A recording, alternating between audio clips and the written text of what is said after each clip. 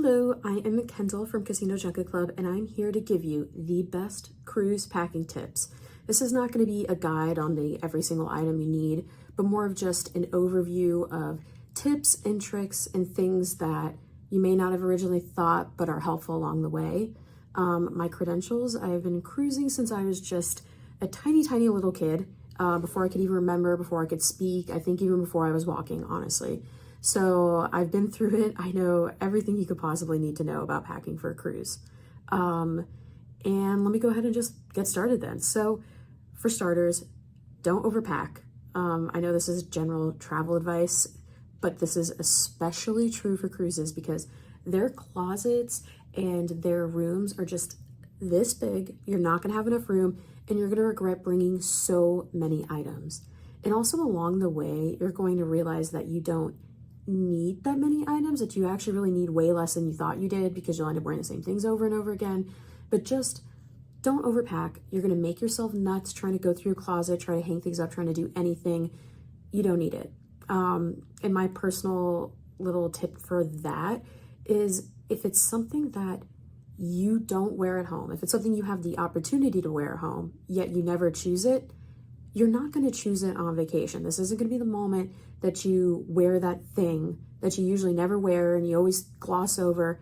Don't bring it on the cruise. Don't. You don't have enough room and it'll be pointless. On that note, my second tip is to bring your comfortable favorites. Like, don't only bring brand new clothes that you've never worn or the most stylish clothes.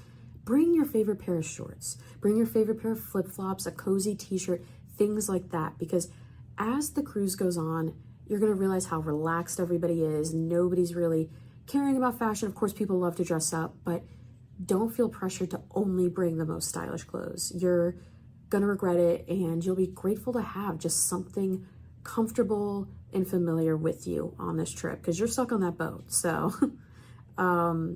another thing is you will be more, let me just say, chubby than you usually are. You're going to be eating and drinking and having so much fun, so you're definitely going to be more bloated or larger than you usually are. So keep that in mind when you're packing. Have some clothes that are like tried and true, have stretchy drawstrings, or have like extra room in a blouse, a shirt, something like that, because you will need it. Also too, if you are planning to do a formal night or you have some outfits that are tighter and maybe not the most comfortable, do those first, especially if you plan on taking pictures, because I've seen it time and time again where people will do, if there's two formal nights, like one at the beginning, one at the end, and they do the one at the end, they're all sunburned. They're all red as lobsters in these beautiful gowns and suits, and the pictures can't even be appreciated because they're just so sunburned. I mean, yeah, that is like an iconic memory of your cruise, but if you want your pictures to be nice, I would recommend doing that first. And also, like, again, back to the you getting heavier because you're on a cruise thing, definitely is beneficial to do the first formal night because you will be, yeah, you may not want to wear that skin tight gown or whatever it is, or super tight suit that's you haven't worn in 3 years or something like that. So yeah, definitely first formal night.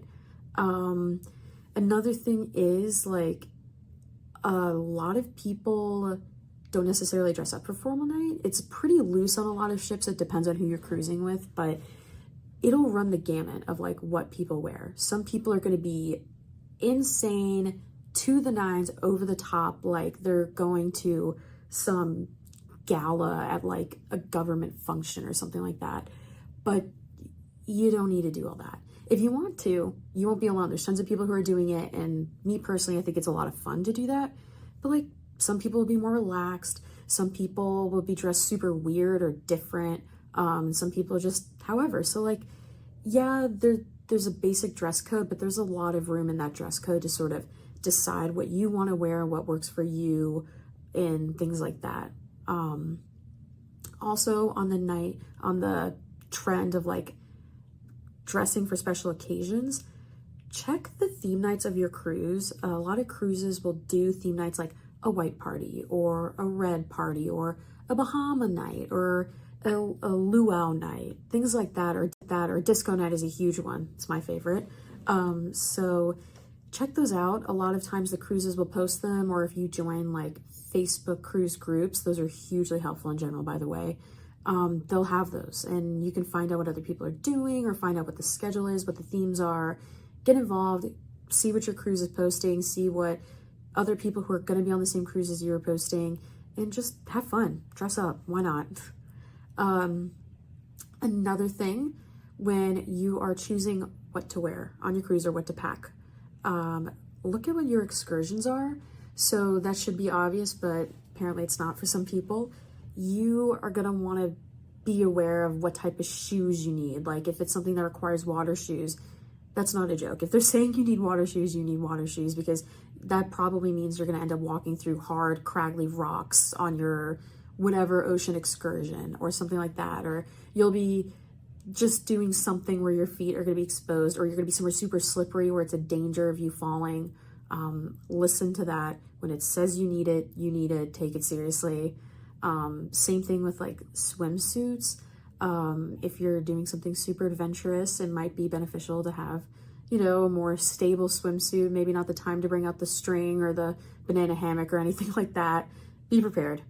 Another thing is, when you are on these excursions in places to see like a coral reef, if you're going to see a coral reef and you're snorkeling, they will not allow you to have sunblock in some places because of the damage it can do to the environment.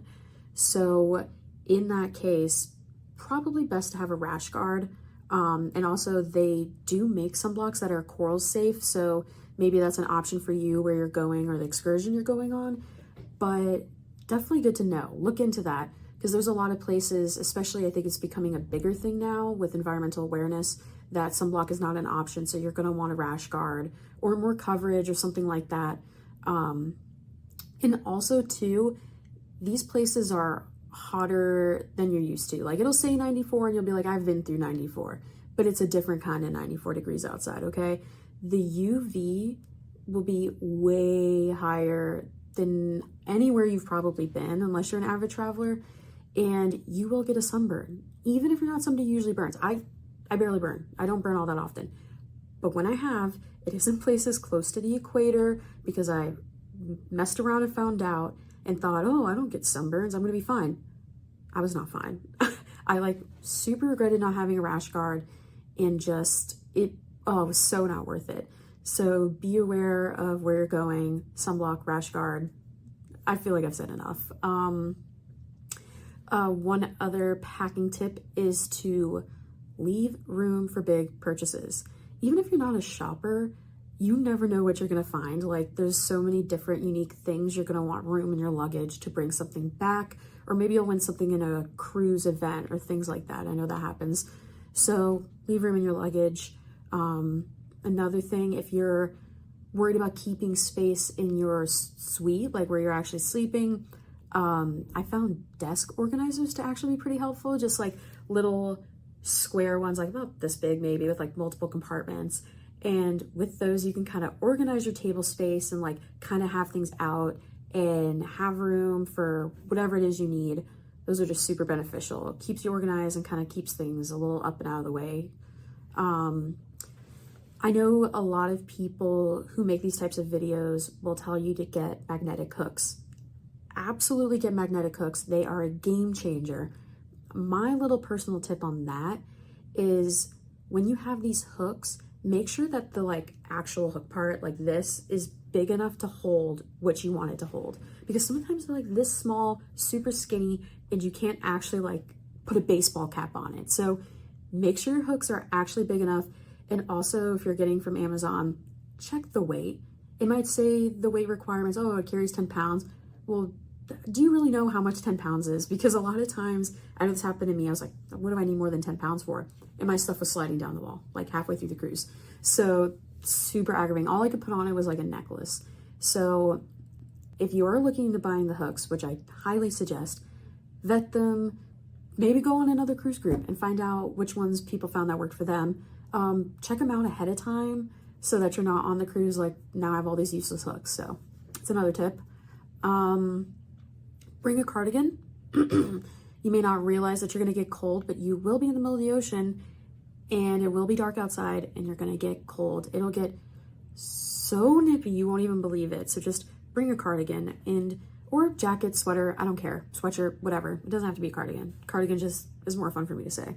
So I say cardigan. But yeah, you're going to get cold, especially if you're like watching shows or stuff like that. I know a lot of cruise lines also have like full theatrical productions.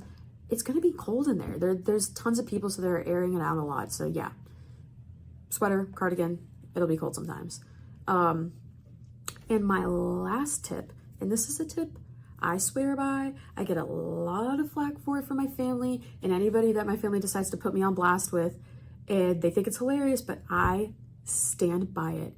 And it is to bring snacks on your cruise. Okay, so I know there's tons of food, tons of buffets, restaurants, everything like that, but what they don't have is just like a chocolate bar or like a regular bag of chips.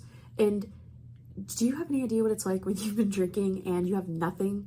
You know, like, yeah, you could go wait in line for 2 hours to go get like a slice of pizza, but sometimes you just want that bag of chips or whatever it is you like. For me, it's Cheetos.